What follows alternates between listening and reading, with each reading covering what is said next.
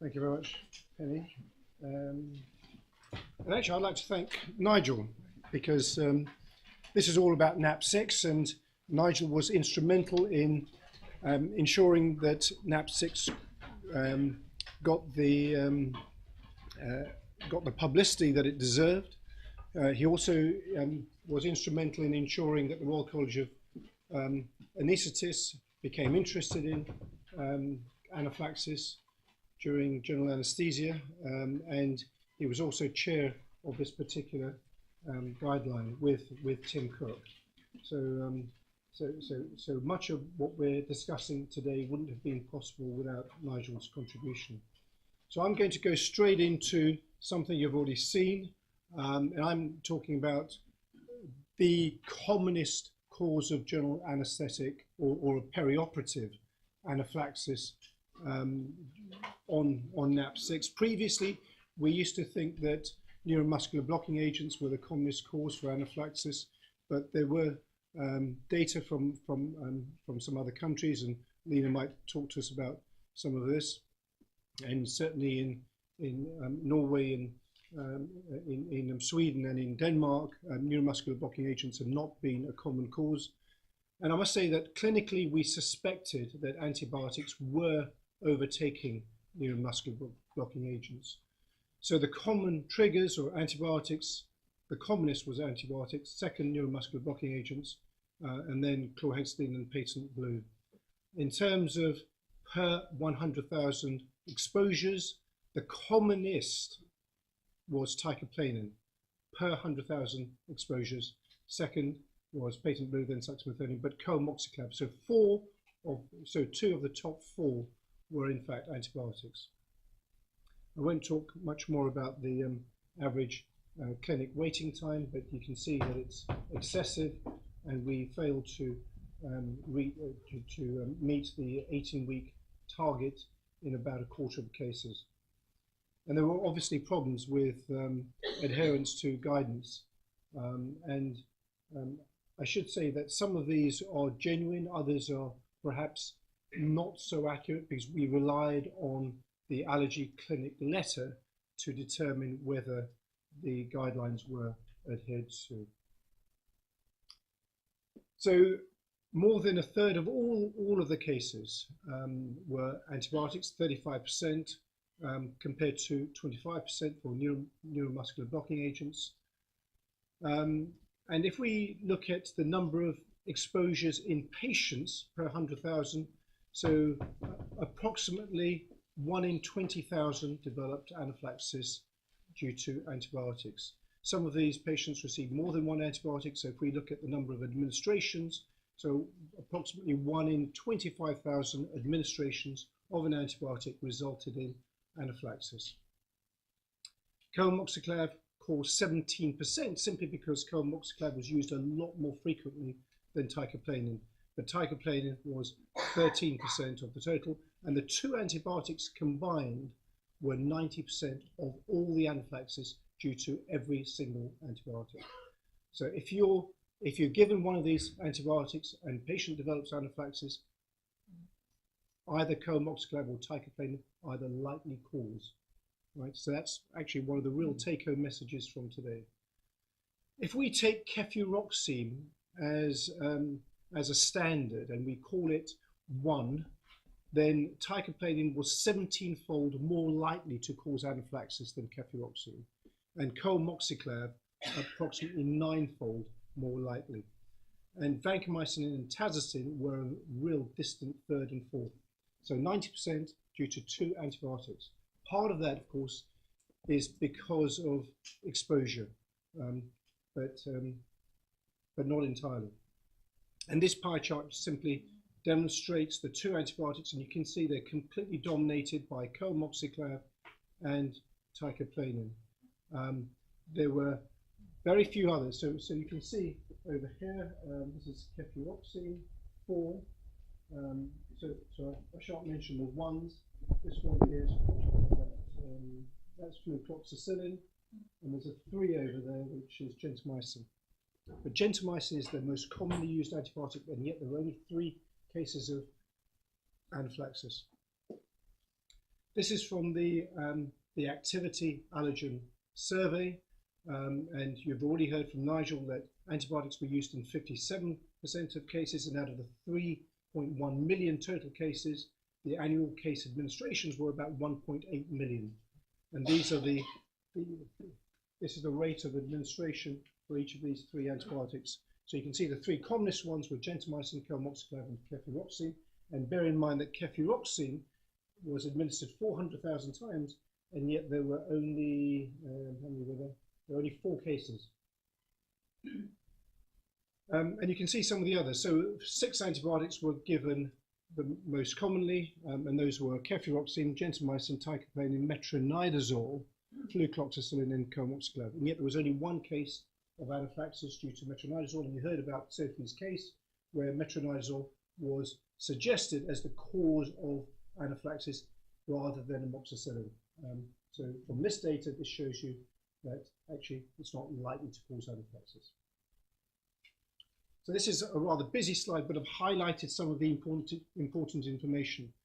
So this is the data from the activity survey. You can see the numbers given, I mean, huge numbers of administration. So comoxiclav over 500,000, flucloxacillin 200,000, tazocin 28,000, cefuroxime 400,000, teicoplanin 220. So considering teicoplanin was administered only 220,000 compared to 600,000 for gentamicin, there was an enormously higher rate of anaphylaxis. So these are the cases suspected by the anaesthetist, and these are the allergic reactions confirmed by the panel. And you can see the 2 that really stick out are comoxiclav, teicoplanin, and the others are pretty minimal, and the others simply form 10% of the total.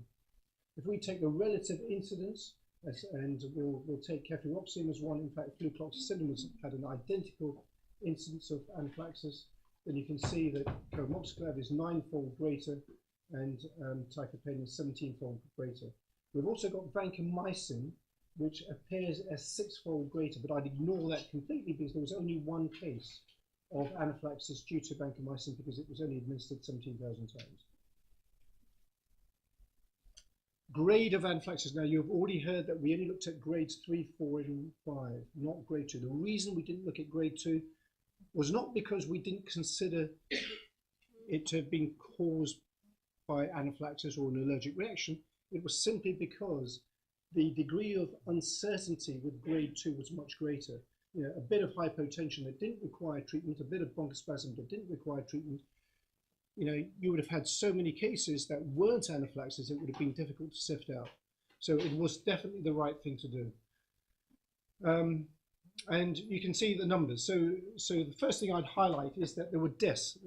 There were 3 deaths. So there were 10 deaths in total in NAP6. 3 of them were due to antibiotics. 1 due to comoxiclav and 1 due to teicoplanin.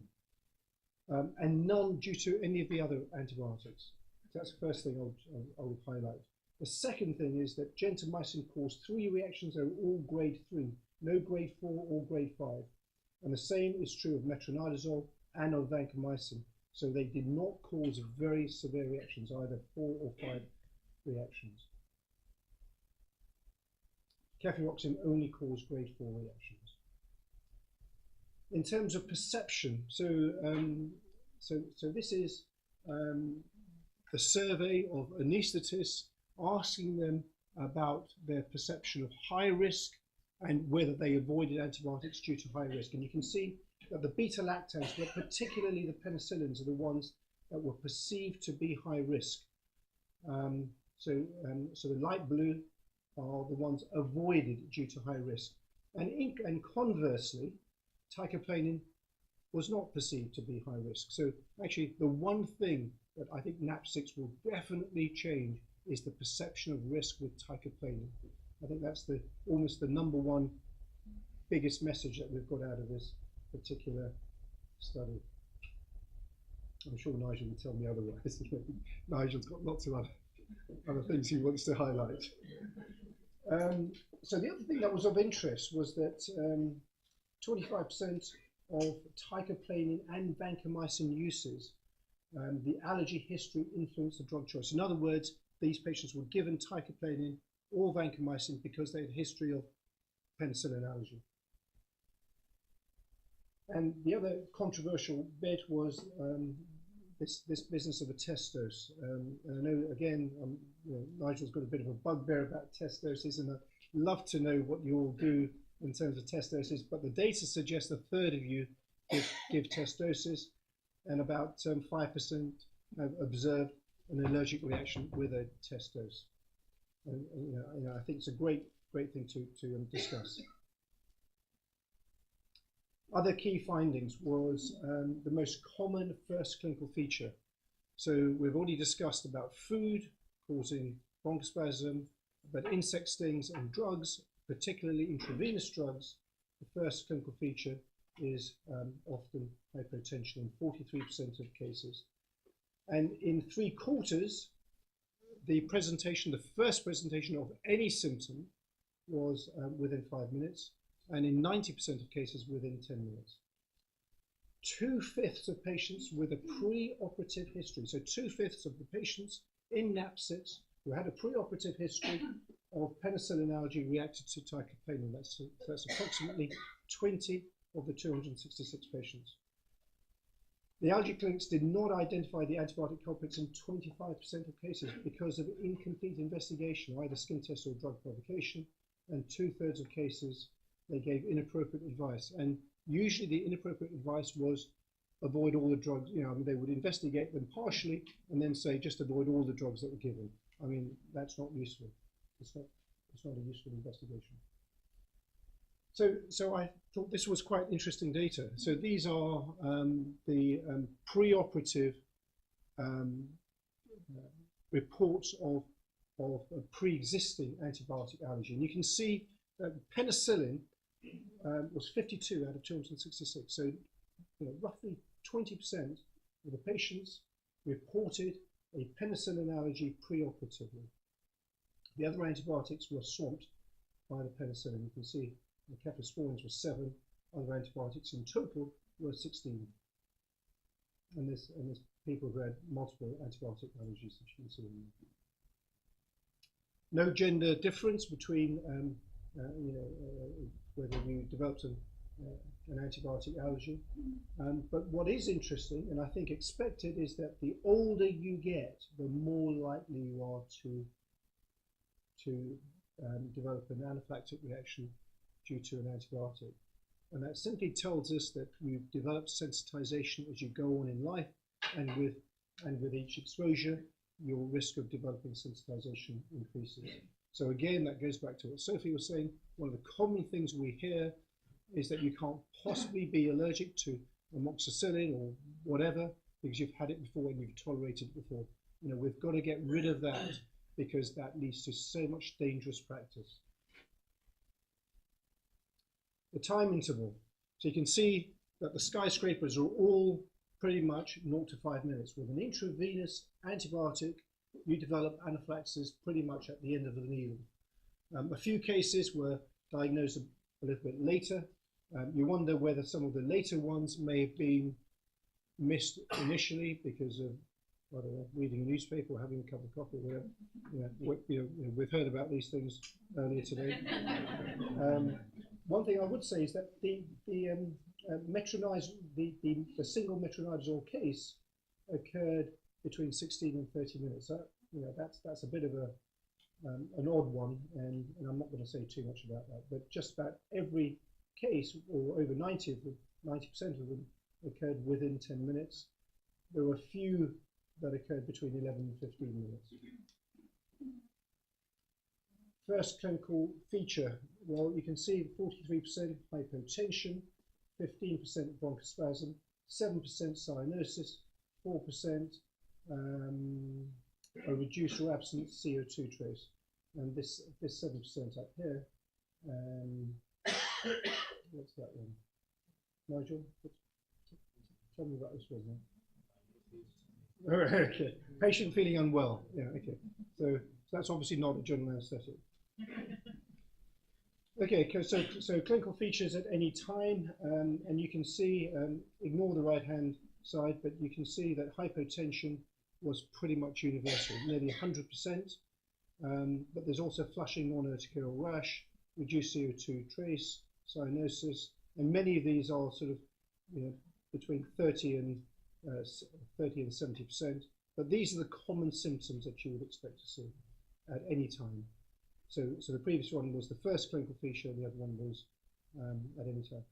And I've always thought that the reason you don't see a lot of skin changes isn't necessarily because of the drug, but probably because they're covered up and it's difficult to detect. And they can't complain. They can't complain that something's itching or burning. So in terms of presenting features, you can see that there's a slight difference between coamoxiclav and teicoplanin. Teicoplanin was almost entirely hypotension with a little bit of bronchospasm and flushing, and coamoxiclav was a little bit more mixed. And we didn't look at the other antibiotics because there weren't enough cases. In pediatrics, so pediatrics actually very, very different from adult practice. There were 11 cases under the age of 16 out of a total of 266, even though there were 402,000 pediatric anesthetics administered during this time. 3 of these 11 cases were due to antibiotics. One was tazocin. The single case of tazocin anaphylaxis in NAP6 was in a child. There was also one for teicoplanin and one for cefuroxime. Atracurine was the commonest, which were 3 cases. And the other thing that we've listed in the report is that 2 of the 3 cases were actually presented with bronchospasm rather than hypotension. But I think because there were so few cases, I don't think we can say a lot about that either. But it's an interesting observation. So if we summarize some of this information, so these are the allergy clinic diagnoses. There were 92 cases that were identified by the NAP6 review panel. Out of these, 69 were diagnosed by the allergy clinics, and 50 were thought to be definite. In some cases, a single culprit was not confirmed, and more than 2 agents were recommended to be avoided, and very often it was an antibiotic and a neuromuscular blocking agent. There was a recommendation, and the panel considered that in at least 12 cases there should have been an oral challenge with negative skin tests to confirm the antibiotic allergy, and in a further 11 cases the panel considered that there should have been an intravenous challenge. So there's a lot of information in this last paragraph, but I just want to go through some of it.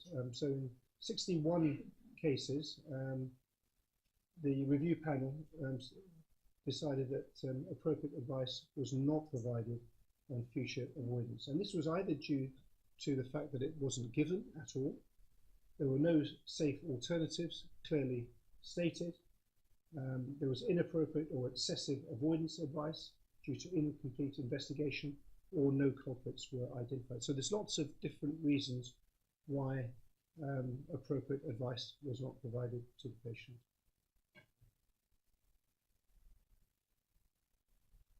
So I'm just going to summarize on antibiotics. So antibiotics were the most common cause of perioperative anaphylaxis, more than a third of the cases. 1 in 20,000 patients who received an antibiotic developed anaphylaxis, and 1 in 25,000 administrations resulted in anaphylaxis. Teicoplanin was 17-fold more common than cefuroxime, and coamoxiclav 9-fold more common. Hypotension was the most common presenting feature, and the majority of reactions occurred within 5 minutes and 90% within 10 minutes. 2/5 of patients with a preoperative history of penicillin allergy reacted to teicoplanin. So the reason they were given teicoplanin was because of their preoperative history of penicillin allergy. And there were problems with investigations within allergy clinics. And the problem with that, of course, is that allergy clinics may be underdiagnosing antibiotic allergy, potentially placing patients at risk.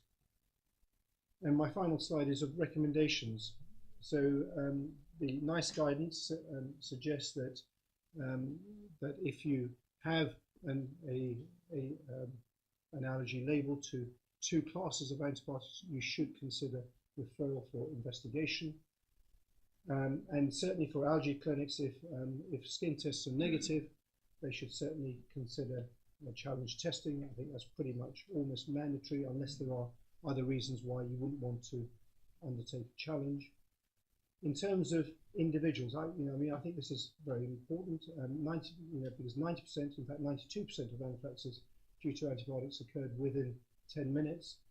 So this is for you guys. Can you administer antibiotics as early as possible before induction of general anesthesia, and where practical, at least 5 to 10 minutes beforehand.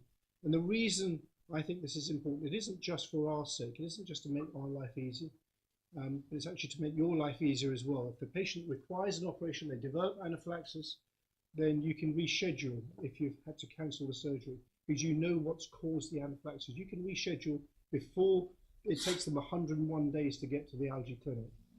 So you simply use a different agent.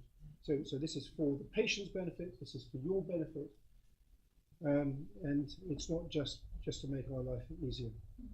And I know that in France they do that. I don't know whether they do that in other countries. Probably not. And if ticaplanin or coamoxiclav have been given and the patient develops anaphylaxis during induction, you know that these are very likely culprits. Obviously they're not the only culprits, but they are likely culprits. And this one's for Nigel, but it's also up for discussion, and I think we do need a discussion about it, avoiding test doses of antibiotics. So thank you very much, and happy to take some questions.